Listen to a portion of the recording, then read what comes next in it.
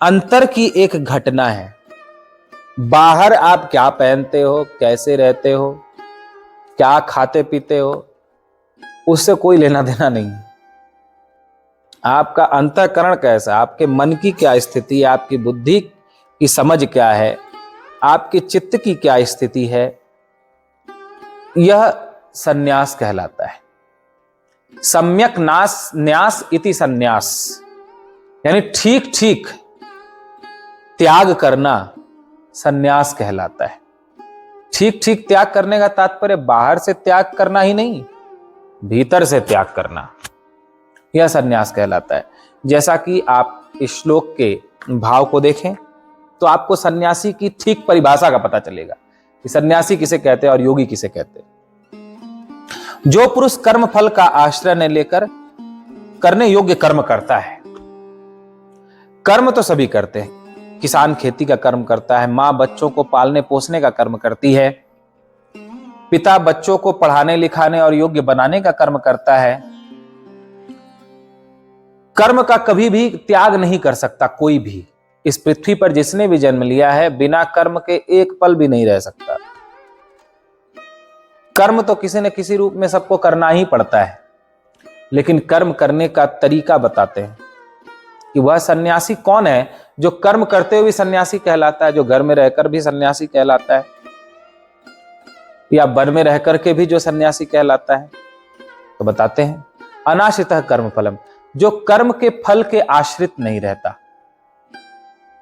कर्म के फल कौन कौन है? कर्म के फल मुख्य रूप से 10 बताए गए। जननी जनक बंधु सुत दारा, तन धन भवन सुहृद परिवारा। गिनती करना, जननी यानी मां, जनक पिता, बंधु भाई, सुत यानी बेटा, दारा यानी पत्नी, तन शरीर, धन संपत्ति, भवन यानी घर मकान, सुहृद यानी रिश्तेदार, और परिवार। ये 10 कर्म के फल है। माता पिता, भाई, पुत्र, पत्नी और पत्नी के लिए पति, शरीर, धन संपत्ति, घर मकान, रिश्तेदार और परिवार। ये 10 कर्म के फल बताए गए। इनमें भी 2 प्रकार के हैं। एक है हमारे शुभ कर्म के फल और दूसरे अशुभ कर्म के फल। शुभ कर्म के फल का तात्पर्य जैसे किसी माता पिता भाई से, पुत्र परिवार से, शरीर से, संपत्ति से सुख मिलता है तो वो हमारे शुभ कर्म का फल है। और किसी को उन्हीं माता पिता, परिवार से, पुत्र से, शरीर से, संपत्ति से दुख मिलने लगता है तो उनके लिए वह अशुभ कर्म का फल है। जैसे संपत्ति किसी के पास बहुत हो तो कहेगा ये हमारे शुभ कर्म का फल है, लेकिन उस संपत्ति के कारण यदि उसे जेल जाना पड़ जाए कि इसने इलीगल तरीके से संपत्ति इकट्ठी की है और सरकार को पता चल गया, रेड पड़ गई इनकम टैक्स की, अब ये हो गया कि अब जेल में जाना पड़ेगा, तो वो संपत्ति उसके अशुभ कर्म का फल है, क्योंकि उस संपत्ति से अब सुख नहीं मिल रहा है बल्कि संकट आ गया। तो ये 10 प्रकार के कर्म के फल बताए गए हैं। भगवान कहते हैं जो इनके आश्रित नहीं रहता। आश्रित नहीं रहता इसका तात्पर्य है जो इनसे सुख मिले तो ऐसा नहीं समझता कि ये सुख दे रहे, और दुख मिले तो ये नहीं समझता कि ये दुख दे रहे। पिता, माता, भाई, पुत्र, परिवार, धन संपत्ति से यदि सुख मिल रहा है तो ये समझता है कि ये हमारे किसी पिछले जन्म का शुभ कर्म या पुण्य कर्म इन रूपों में आया है। हमारे पिछले जन्म का अच्छा कर्म पिता के रूप में आया है जो हमें सुख दे रहा है, मां के रूप में आया है। हमारा अपना कई जन्मों का कर्म ही भाई के रूप में आया है, पत्नी के रूप में आया है, पति के रूप में आया है, बहू के रूप में आया है, सास ससुर के रूप में आया है, घर मकान के रूप में आया है।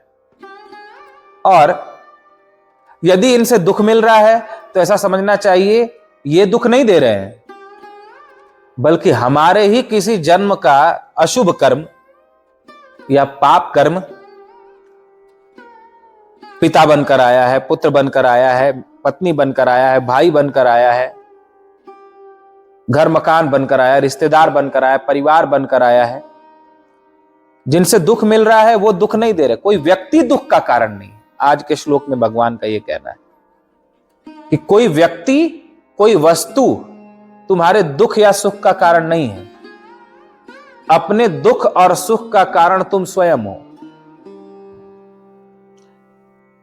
अभी आपने किसी को अपशब्द कहा, आपके किसी आचरण से, किसी व्यवहार से उसका हृदय दुखा, लेकिन तत्काल आपको कोई उसका रिजल्ट नहीं मिला, आपको तत्काल दुख नहीं मिला। आप तो उसको दुखी करके, उसको बोल करके फिर जैसे जी रहे थे वैसे जीने लगे। लेकिन वो आपका संस्कार सिंचित हो गया, वो कभी न कभी जो आपने किसी का हृदय दुखाया है वो संस्कार प्रकट होगा। वो चाहे किसी के माध्यम से प्रकट हो, वो संस्कार चाहे किसी भी रूप में आए, लेकिन वो आकर के आपने जिसे दुख दिया है वो आपको भी दुख देकर रहेगा। इसीलिए भगवान आज के श्लोक में कहते हैं कि आपके सुख या दुख का कारण कोई दूसरा नहीं बल्कि आप स्वयं ही हो।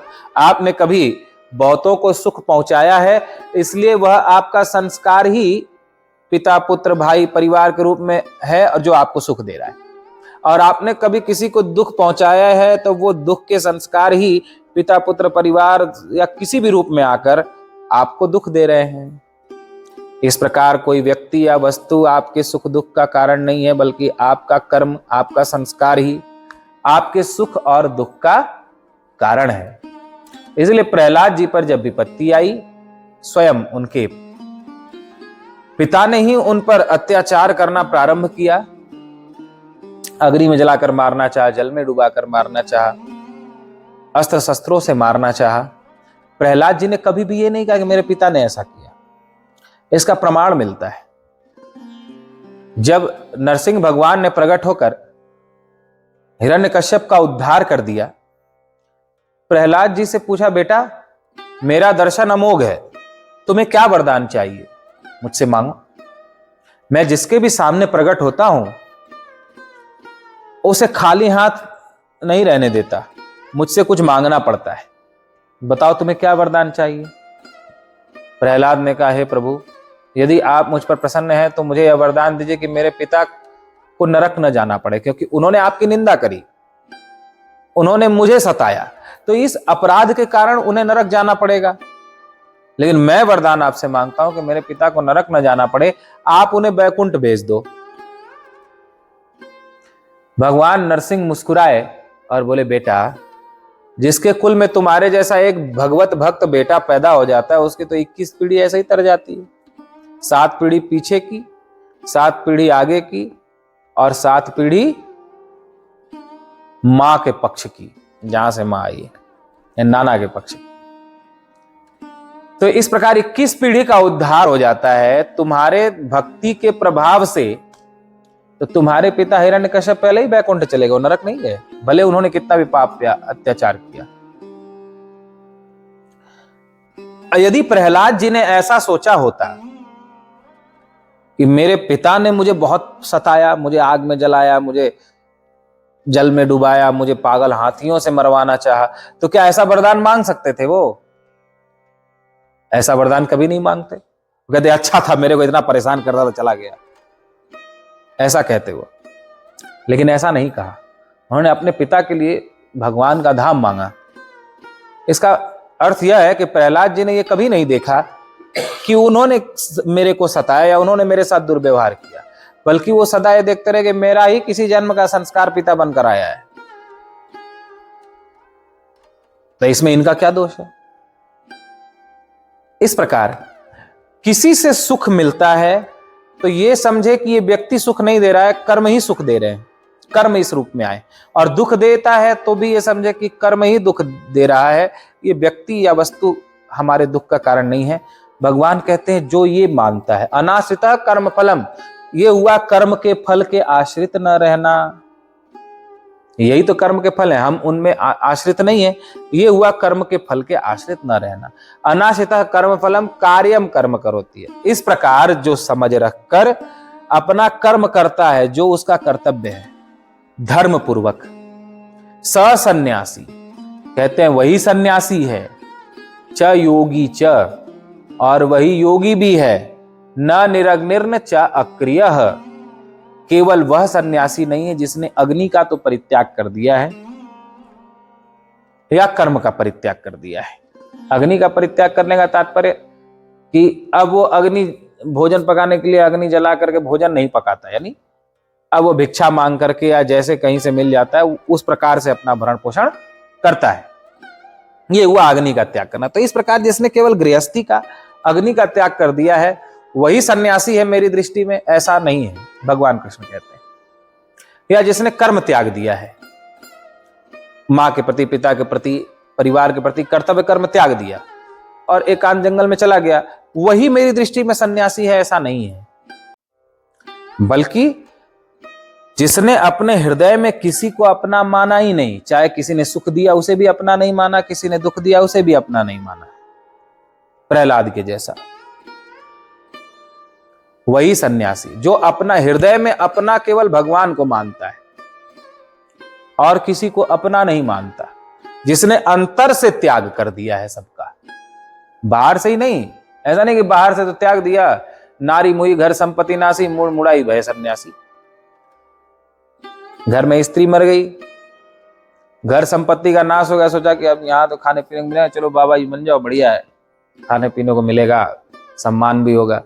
तो इस प्रकार यदि कोई सन्यासी बने और मन में उन्हीं विषयों का चिंतन होता रहे, तो कहते हैं मेरी दृष्टि में वह सन्यासी नहीं है, बल्कि जिसने अंतर से, बाहर से भले नहीं त्यागा, लेकिन भीतर से जिसने त्याग दिया है कि मेरा कोई नहीं है, न मैं किसी का हूं, भगवान ही मेरे हैं और मैं भगवान का हूं, ऐसा जिसने मान लिया है, अंतर में किसी को अपना मानता ही नहीं, वह सन्यासी है। अब एक बात आप लोगों के मन में चल रही होगी कि जब अपना मानेंगे नहीं तो संसार में कैसे रहेंगे, हमको तो घर परिवार में रहना है, बिना अपने माने कैसे बात होगी। तो देखना, एक छोटा सा संकेत करेंगे, अगर समझ में आए तो। ये मेरा बच्चा है, ये मेरा परिवार है, ये मेरी पत्नी, ये मेरा पति है, ये मेरा घर मकान है, ये मेरी संपत्ति है। इतना माना, यह हो गया संसारी। लेकिन उसी को ऐसे माना, यह सारा ब्रह्मांड भगवान का है, मैं भी भगवान का हूं, भगवान ने ही पत्नी दी, भगवान ने ही बच्चे दिए, भगवान ने ही धन संपत्ति दी, भगवान ने ही परिवार दिया, अतः ये सब भी भगवान के हैं। रहेंगे तो फिर भी आपके साथ ही, ऐसा तो है नहीं कि चले जाएंगे, आपके साथ वैसे ही रहेंगे। लेकिन छोटा, जहां छोटा भाव रहता था कि इतने ही हमारे हैं, हमारा बेटा, हमारा परिवार, हमारा, बस, वहां अब बड़ा भाव हो गया कि ये परमात्मा ने जिनको भी बनाया है वो सब हमारे हैं। समझ आ रही है बात? संसारी में और सन्यासी में क्या अंतर है? कपड़े से कोई वो नहीं है,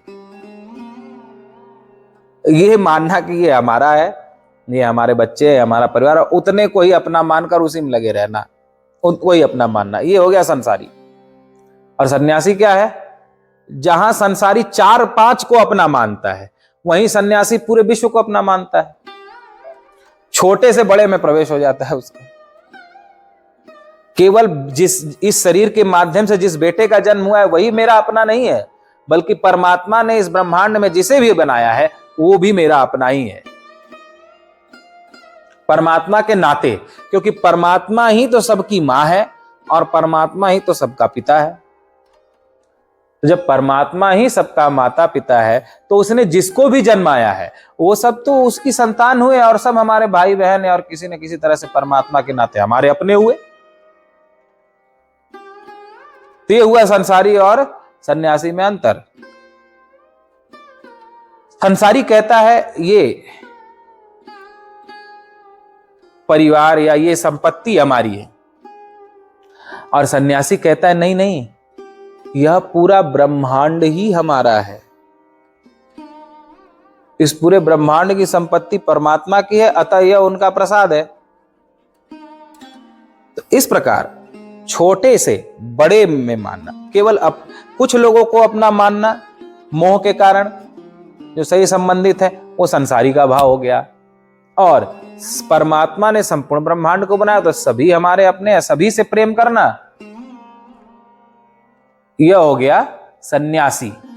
फिर वो चाहे घर में रहे चाहे वन में रहे। बात आप लोगों को समझ में आई होगी। हम लोगों में आप लोगों में क्या अंतर है, ऐसे ही समझो। हम लोगों में आप लोगों में इतना ही अंतर है कि आपकी एक माँ है, हमारी इतनी सारी, और संसार में जितनी माताएं वो सब हमारी माँ है। आपकी एक बहन होगी, दो बहन होगी, चार बहन होगी, पांच बहन होगी। इस संसार में जितनी बहनें वो सब हमारी बहनें। आपके एक मकान होगा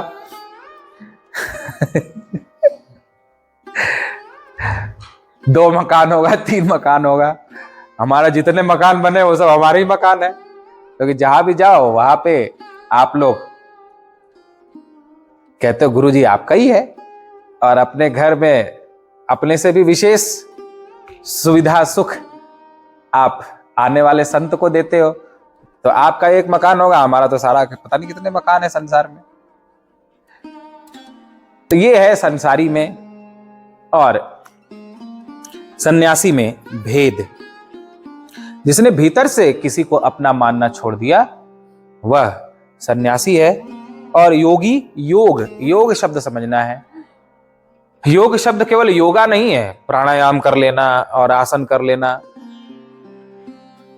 योग का तात्पर्य होता है जोड़ यानी भगवान से जुड़ाव। किसी भी माध्यम से भगवान से जुड़ना योग कहलाता है। यदि कोई भगवान के लिए प्रेम से रोता है स्मरण करते हुए, तो वह आंसू बहना भी एक योग है, अश्रु बहने की क्रिया भी एक योग है। यदि परमात्मा से मिलन के लिए वह आंसू बहता हो तो। यदि भगवान की लीलाओं को याद कर करके कोई हंसता है तो वह हंसना भी एक योग है। जो परमात्मा के लिए हंसता है वो योग है। वो योग नहीं है जो खड़े होकर सुबह सुबह हा झूठ मूठ का हंसते हैं। क्योंकि घर में ऐसी ओरिजिनल हंसी तो अब खत्म होती जा रही है, तो नकली हंसी सुबह सुबह पार्क में जाके हंसते हैं और कहते हैं हम योगा कर रहे हैं। वो योगा नहीं है। असली योगा तो है कि आप भगवान की लीलाओं का, भगवान की कृपा का चिंतन करते करते हंसने लगते हैं भगवान के लिए याद में। वो असली योग है। भगवान के लिए हंसना योग है। योग यानी जुड़ाव, भगवान से जोड़ ही योग कहलाता है। इंग्लिश शब्द प्लस, और हिंदी में उसको योग कहा जाता है, जोड़। ऐसे ही यदि आप भगवान के लिए चलते हो कि चलें हम संतों के दर्शन के लिए हो आए, या भगवान के दर्शन के लिए मंदिर चलें, तो वह चलना भी एक योग हो गया। भगवान के लिए चलते हैं तो, भगवान के लिए बोलते हैं तो बोलना भी योग हो गया। अब आपको समझ में आ गया होगा कि योग क्या है। तो भगवान जो अंदर से किसी को अपना नहीं मानता, जिसने भीतर से संसार का त्याग कर दिया है, वह सन्यासी है।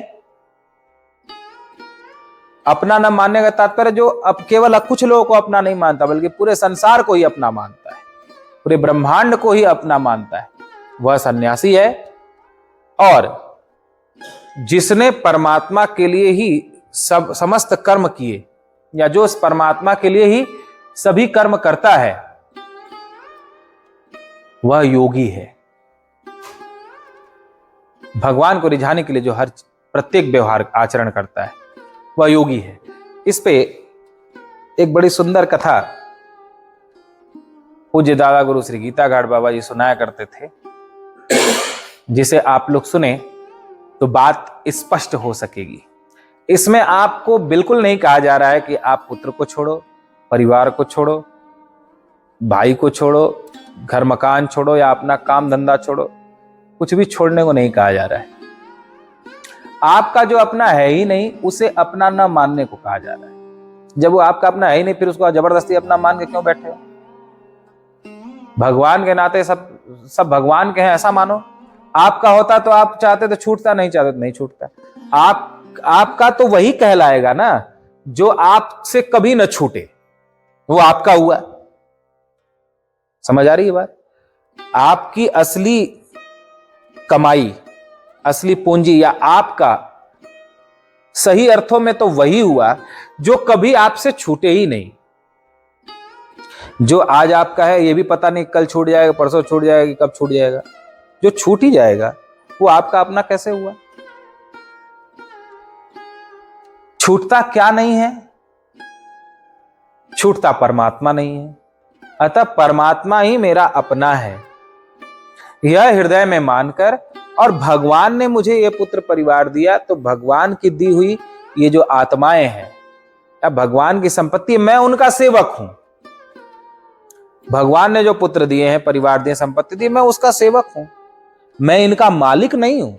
हमारे मन में मालिक का भाव रहता है। मैं अपनी संपत्ति का मालिक हूं, मैं अपने पुत्र का मालिक हूं, मैं अपनी पत्नी का मालिक हूं, मैं अपने पति का मालिक हूं, मैं अपने परिवार का। हमारे मन में मालिक का भाव होता है।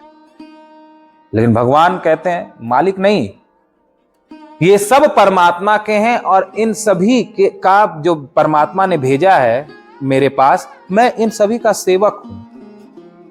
भगवान की आत्माओं का कितना अंतर है? दोनों में भाव का अंतर है सिर्फ। लोग तो वही हैं। आप भगवान का मान करके भी सेवा करोगे तो भी वो आपके साथ रहेंगे, ऐसा तो है नहीं कि ऐसा मानने से वो चले जाएंगे कहीं। और भाव बदल देने से बहुत कुछ बदल जाता है। तो इसी पे एक कथा सुनाया करते थे कि एक माता पिता को कोई संतान नहीं थी। पुत्र प्राप्ति की इच्छा से वो एक संत के आश्रम पर गए। संत ने उन्हें भगवान का नाम बताया, इस नाम का जप करो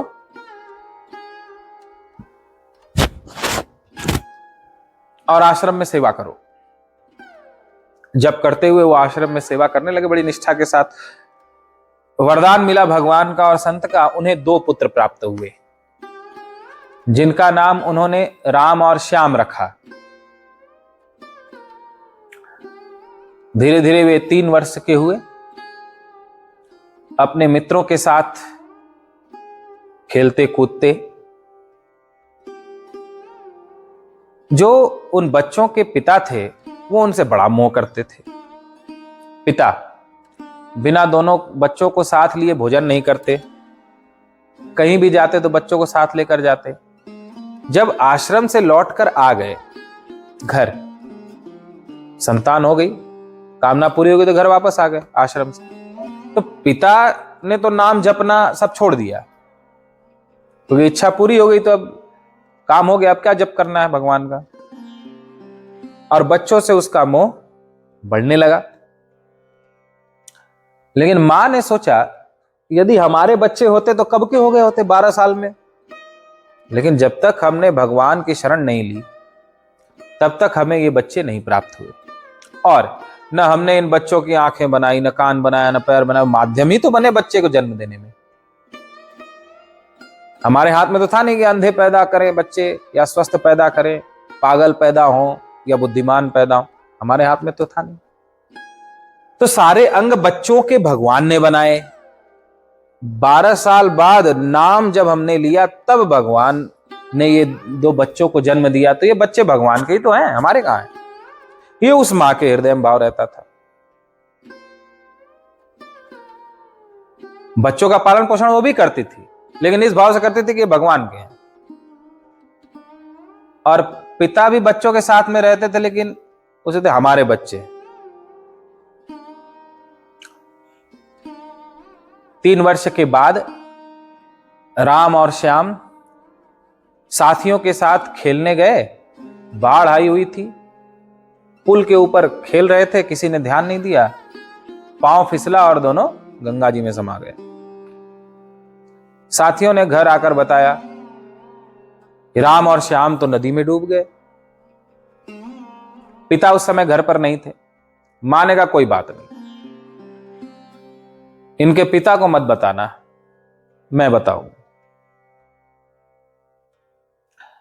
पिता दिन भर अपना काम व्यवसाय देखकर शाम के समय घर आए तो दूर से ही शोर मचाते रहे, राम श्याम कहां हो, चलो भोजन करने। तो पत्नी ने कहा वो दोनों कहीं खेलने गए हैं, पहले आप भोजन प्रसाद कर लो, जब तक आ जाएंगे। नहीं, मैं रोज उनको साथ लेकर भोजन करता था, आप उनको बुलाओ। पत्नी ने कहा नहीं, आप भोजन प्रसाद करो, जब तक वो धीरे धीरे आ जाएंगे। उसने भोजन परोस दिया और भोजन करने बैठ गए। जब भोजन करने लगे तो कहा आज नगर में एक घटना घटी। क्या घटना घटी? एक व्यक्ति ने 3 साल पहले अपने मित्र के पास, जो कि नगर का सेठ है, 2 हीरे रखे।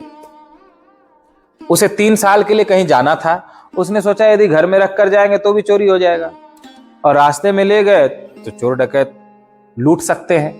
मेरा मित्र बड़ा ईमानदार है और नगर सेठ है, तो कोई लालच भी नहीं होगा इसे, इसके पास अपने दोनों हीरे रख देता हूं, 3 वर्ष बाद जब लौटूंगा तो ले लूंगा। तो 3 साल पहले वो रख कर गया था, अब 3 साल बाद वो वापस आया है। तो सेठ जो उसका मित्र है उससे मांग रहा है कि मेरे वो दोनों हीरे दे दो जो मैंने तुम्हें 3 साल पहले दिए थे, तो बताइए क्या होना चाहिए? तो उसने कहा कि ईमानदारी से उसको वापस कर देना चाहिए, क्योंकि उसने तो अमानत के रूप में रखा था 3 साल के लिए। वह नहीं, वो सेठ तो मना कर रहा है कि तुम्हारे कोई हीरे मेरे पास नहीं है, ये तो गलत है। तो 3 साल के लिए सिर्फ उसके पास थे। तो बोले ऐसे ही भगवान ने 3 वर्ष के लिए हमारे पास राम और श्याम नाम के 2 हीरे रखे थे, 2 अमानत रखी थी, और अब जब समय हो गया तो भगवान ले लिए। इतना सुनते ही वो एकदम मूर्छित हो गए, कांपते रहते गिर गया कि तुम सीधे क्यों नहीं कहती कि मर गए? तो बोले आपकी भाषा हो सकती है कि मर गए, लेकिन मेरी भाषा ये नहीं है कि मर गए। मैं तो ये देख रही हूं कि मैंने राम और श्याम की न आंखें बनाई न कान बनाए। इस संसार में बांझ भी हैं जिनको कोई संतान नहीं है, पागल बच्चे भी जन्म लेते हैं, तो हमने न बुद्धि बनाई, न हाथ बनाया, न पांव बनाया, न कुछ भी है, तो हमारी सामर्थ्य नहीं रही। तो फिर हम कैसे कहते कि मर गए वो हमारे बच्चे? तो भगवान ने दिए थे बनाकर, भगवान ने ले लिए। तो ये कितना बड़ा अंतर हो गया। वो मां बच्चों के साथ ही रह रही है, उनको पाल पोस भी रही है, सब कर रही है, और वो पिता भी रह रहा है, लेकिन पिता अपना मान के रह रहा है और मां भगवान का मान के रह रही है। तो इस प्रकार जो हम अपना मानता है वह संसारी है, और जो भगवान का मानता है वह सन्यासी है। रहना सबको संसार में ही है, रहना बाल बच्चों के बीच में रह, करना सारे कर्म है, लेकिन अपना मानकर नहीं, भगवान का मानकर। सन्यासी वही सन्यासी है, चाहे योगी चाहे, और वही योगी भी है। यह आज के श्लोक में भगवान श्री कृष्णचंद्र आनंद कंद ने हम सभी को बताया। बोलिए श्री कृष्णचंद्र आनंद कंद भगवान की